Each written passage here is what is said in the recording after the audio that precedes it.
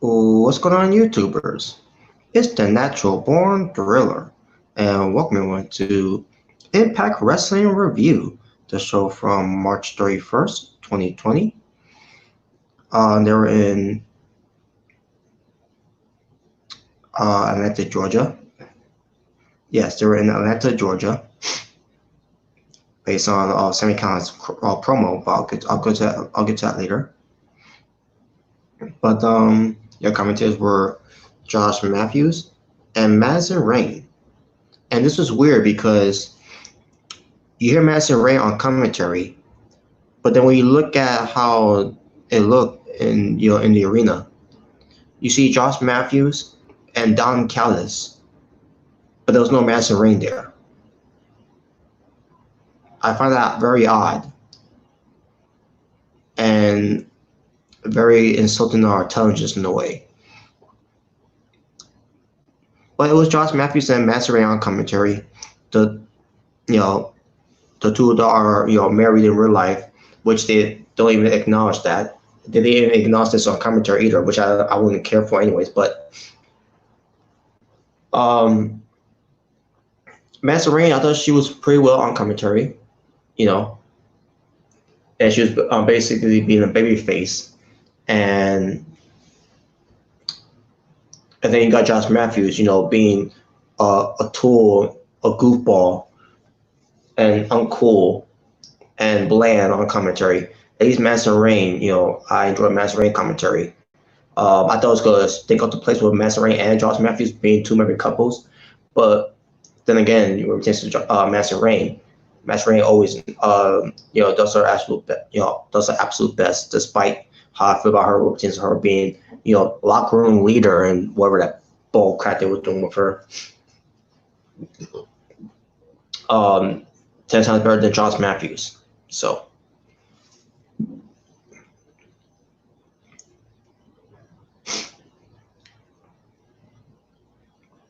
anyways, so the opening match was Josh Alexander versus Eddie Edwards.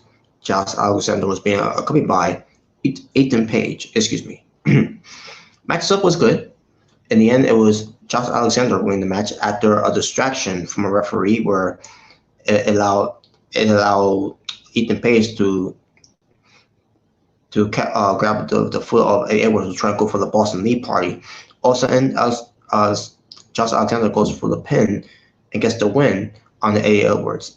After the match, the North beats up Eddie Edwards. This brings out Tessa Blanchard for the save, and that's basically it. Also, we go backstage and we see the North, discuss the win of Josh Alexander, and then with Ethan Page, basically talking about Tessa Blanchard sticking her nose in the North's business. So now he issues a challenge to Tessa Blanchard, where it's going to be a champion versus champion match, because Ethan Page is one half of the tag team champions with Josh Alexander, of being the Impact World Tag Team Champions. And then you got Tessa Blanchard, who's a world champion in Impact Wrestling. So yeah, it was basically that type of match, and that ends up being the main event, and we'll get to that later. We get Kylie Rae making her return to Impact Wrestling. For those who don't remember, she made her debut in Impact Wrestling back in Bound for Glory, where basically what pertains to seeing her on TV, or in the way pay-per-view, but what pertains to events that basically one of those house shows, she has been there on Impact Wrestling. But yeah, this is her return, and I'm happy to see her. Happy that she's doing okay, doing well. What pertains to back when she decided to, ask for a release at All Elite Wrestling, which All Elite Wrestling were in full support of that, and they granted her that whole wish and everything. And now she's here on Impact Wrestling, and she's gonna make the best of it in a way, because I guess in a way with Kylie Rae, for her reason why she didn't want to be fully committed to All Elite Wrestling is she wasn't ready to be on TV, because obviously with TNT having AEW Dynamite being on every Wednesday live, she felt like she felt the pressure. She felt she was under pressure in a way, and she thought she could, basically it was stress. I think in a way it was stressing her in a way where she was getting basically the whole stage fright thing. That's why I think it is that she decided not to be a part of it, and she decided to be part of Impact Wrestling, which Impact Wrestling they always do the taping shows anyways on every weekly, so. But I'm hoping that Kylie Rae, wherever she is ready to get back to AEW Dynamite, and basically where Tessa get back to All Elite Wrestling, and Impact Wrestling is just a temporary company to be part of, because Impact Wrestling does a good job of that. What which is to you know building them up on Impact Wrestling, and hopefully they'll be better elsewhere, unless they want to stay. But with Tessa Kylie Rae, I really hope that whenever her deal is runs course from Impact Wrestling, that she'll end up being back on All Elite Wrestling. But for now, we're gonna see how well she does on Impact Wrestling, and I wish her the best. But that being said, she go up against Cassandra. Excuse me. So it's Kylie Rae versus Cassandra Golden. Cassandra Golden wrestled on AEW Dynamite. I think it was either on AEW Dynamite or it was on AEW Dark. I can't remember which it was, but yeah, but she was on the show, and she was basically playing a heel against Kylie Rae. Kylie Rae got the basically matches was decent. Kylie Rae got the win. It basically was a showcase for Kylie Rae. Basically more of a showcase for Kylie Rae than Cassandra Golden. But yeah, the match was good. I mean, decent. I meant to say the match was decent, and the right person went over. And I hope we'll see more of Cassandra Golden. I don't know if she's there permanently on Impact Wrestling. Yeah, I can't remember if that was her who wrestled against Master Rain during this whole golden opportunity thing that Master Rain was doing. Can't remember if it was her or not, but who knows? Maybe it was, maybe it wasn't. It's hard to tell, hard to remember. So, but Kylie Rae got the win. So,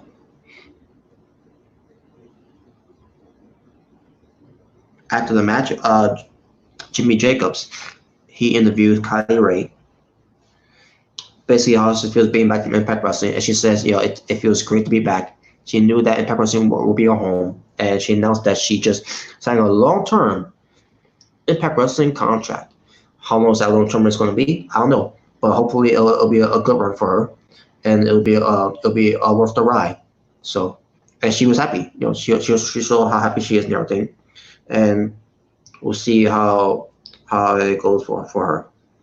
Hopefully, things will work out for the best for her. So, and again, I do wish her well. And hey, and I'm glad she's doing all right, and I'll be seeing a lot of her on Impact Wrestling. It depends how long that's gonna last, because with this whole coronavirus all going on, who knows how long she's been doing this taping with Impact Wrestling, for on a weekly basis, so capitalize while you can, Then we get to Moose. He comes out, he gets on the microphone, and basically Moose want to be let everyone know that he's the best wrestler they ever have wrestling for the company of TNA. And I was saying to myself, while I was watching this, I was saying to myself, we're going to see Moose versus Suicide, And I'm guessing that was supposed to be the match that was supposed to happen. There's no place like home for TNA, but then again, I thought to myself too, man, I was like,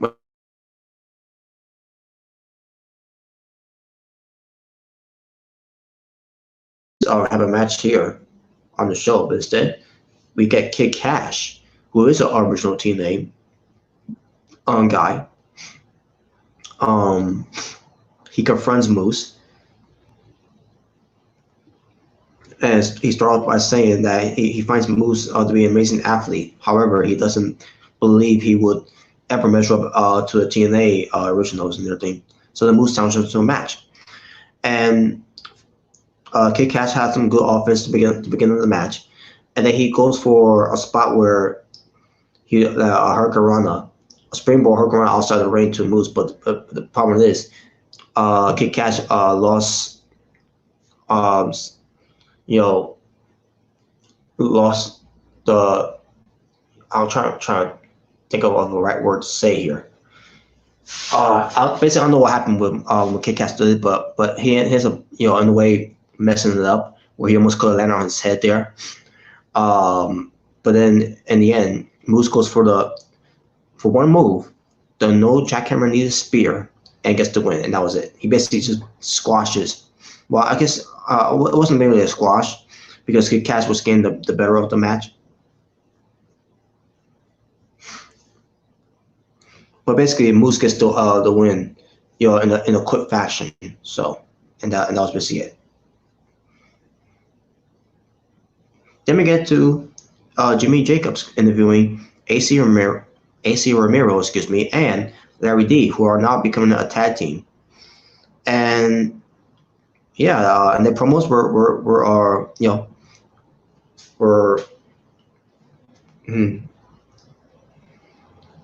trying to think what type of promo it was. But yeah, it was a promo, to get you all hyped up and everything. So it worked out very well. And they call themselves basically this is their new tag team, Triple XL. Yeah, because they're both obese. So all of a sudden we get Fallah Bahh and TJP to join in the interview, and they had chickens. Yeah, I think it was like a breast chicken they had, and they offered them that, and then TJP took one, and then Fallah Bahh took one, and then handed to AC Romero. He took the entire chicken away from it, and walked away with it. And then you had Larry D and AC Romero looking at the chicken and looking at each other and all that, and that was it. There was no conclusion on that one.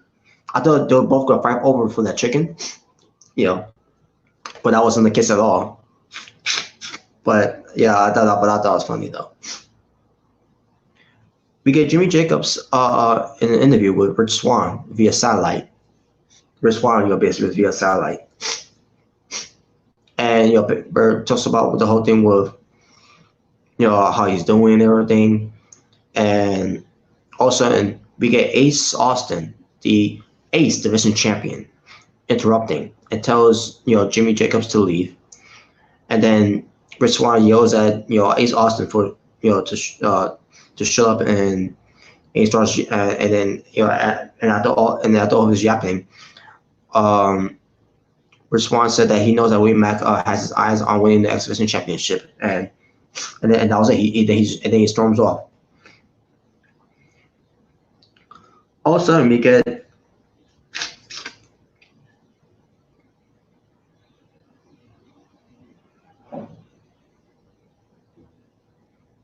I don't remember how it happened.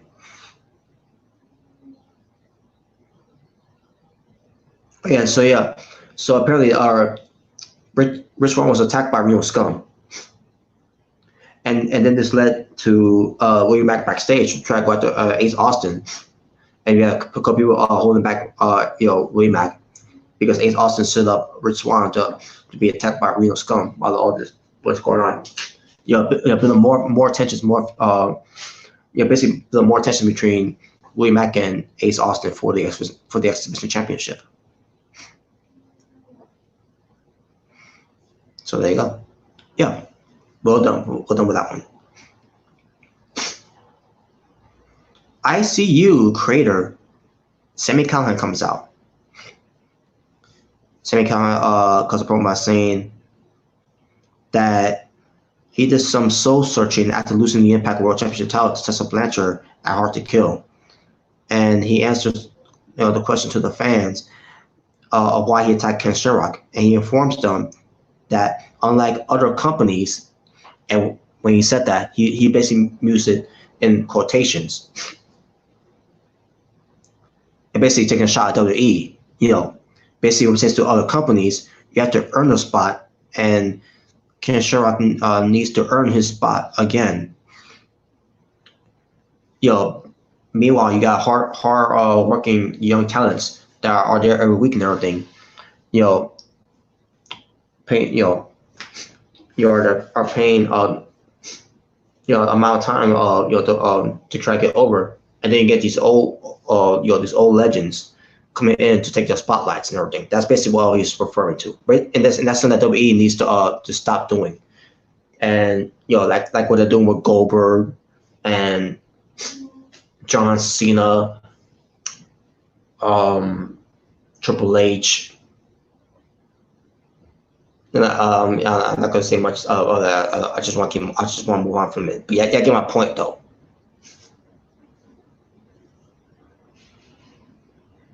So Tommy Dreamer comes out, and this is one of the things that Sami Callihan was talking about.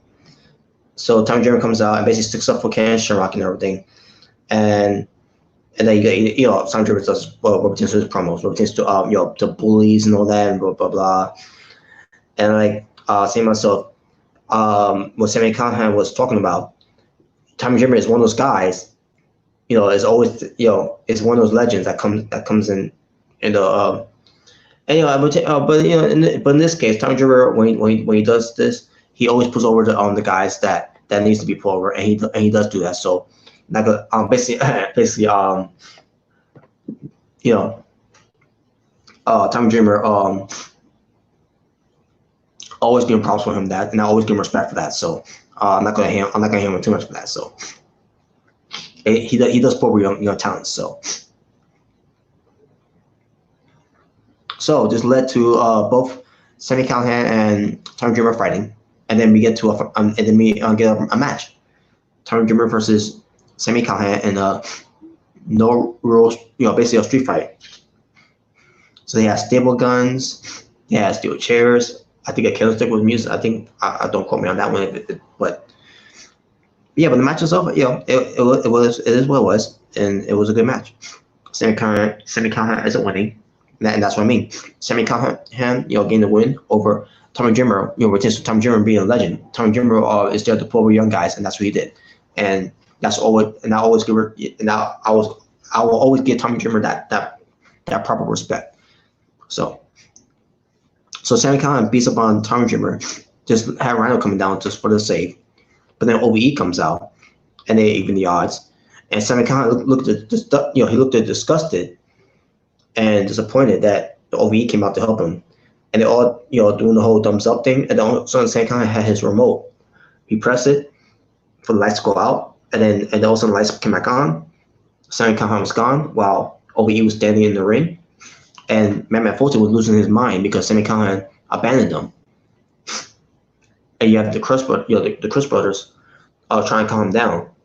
So yeah, I guess this is their way. I guess this is their way of saying that Sami Callihan, is not with OVE, and I kind of figured it was going to lead to it, based on how Sami Callihan never contacted them and lost connection with them, but at the same time too as well. This is the same Sami Callihan said, family is important, so that family comes first in a way, like how he did with the whole thing with Rich Swann. And now he's turned back on his family to be on his own. So I don't know. Maybe it's not him betraying his family, but I don't know what it is. But the point is, he's not with his family now. He's on his own. He wants to be on his own, and yeah. So there you go. But there you go, folks. Rosemary's at a bar drinking again because again she can't get over the death of the bunny again. She's talking away, and she's talking with some guy that didn't say anything. But yeah, I don't know what. But the one thing I took from this is that Rosemary had a nice hairstyle and nice face paint, makeup up in the way. So I thought that was nice. So I don't know where they're going with Rosemary in this one, and uh, to me, I think it's a waste of time. It's like they got nothing for Rosemary. She doesn't even wrestle, so I don't know what they're doing with Rosemary.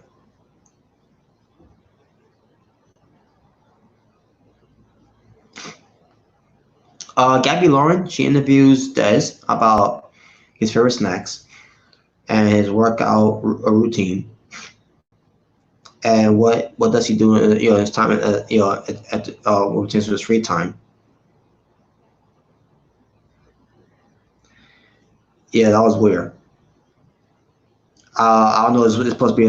I don't know. Is this Gabby Lauren's way? Is she's trying to flirt with with Des? But I don't know. But maybe it'll lead to something. Who knows? Will lead to. But at the same time, um, it's whatever.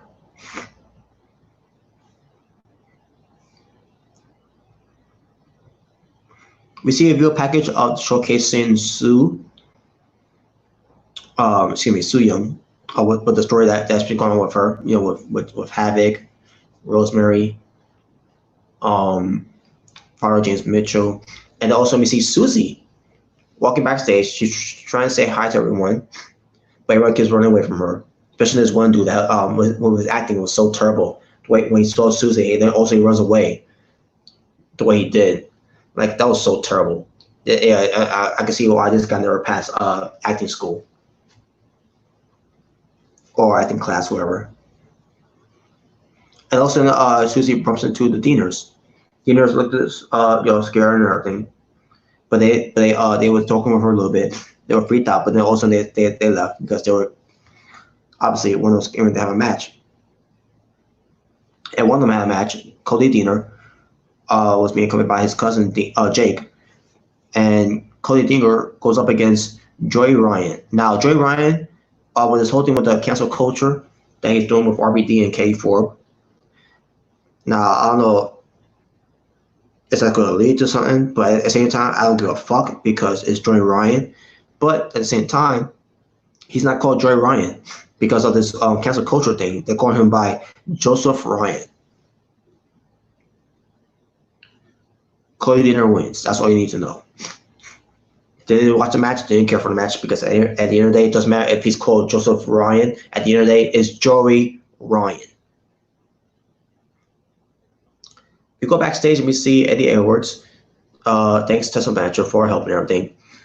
And he wants to be there at her corner. And then Tessa Blanchard, she appreciate that, but she's like, no, I can do this on my own. Just doesn't need an invite because she's the Impact World Champion. And there you go. We see Michael Elgin having some words backstage about, basically some strong words for both Tessa Blanchard, and Eddie Edwards for the Impact World Championship title at Rebellion. But folks, unfortunately, there will be no Rebellion pay-per-view because it's been postponed due to the coronavirus. So, Tessa Blanchard versus Ethan Page with Josh Alexander at ringside. Match itself was pretty good.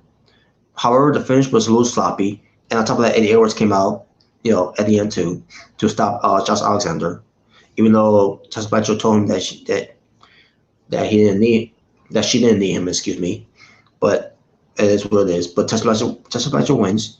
And also, Michael Elgin comes into the ring and attacks both Eddie Edwards and Tessa Blanchard, only for Eddie Edwards and Tessa Blanchard to take out both of them taking out Michael Elgin out of the ring. And then that was it.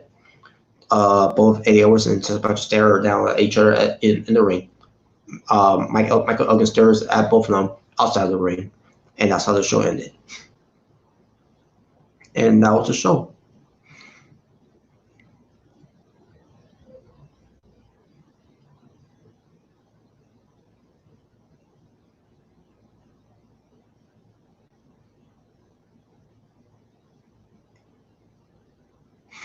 Tomar Wrestling was 6 matches, and my overall rating for the show for Impact Wrestling, the show for March 31st, 2020, I'm gonna go with a 7.5 out of 10. And with that being said, thank you all for watching for Is Natural Born Thriller, saying peace on the streets. So this was your Impact Wrestling Review, the show from March 31st, 2020. Until next time, for Tinsley's Impact Wrestling Review, folks, you all stay well, stay safe, stay protected for this whole coronavirus situation. Stay in peace. Take care. I'm out. Ta-ta for now.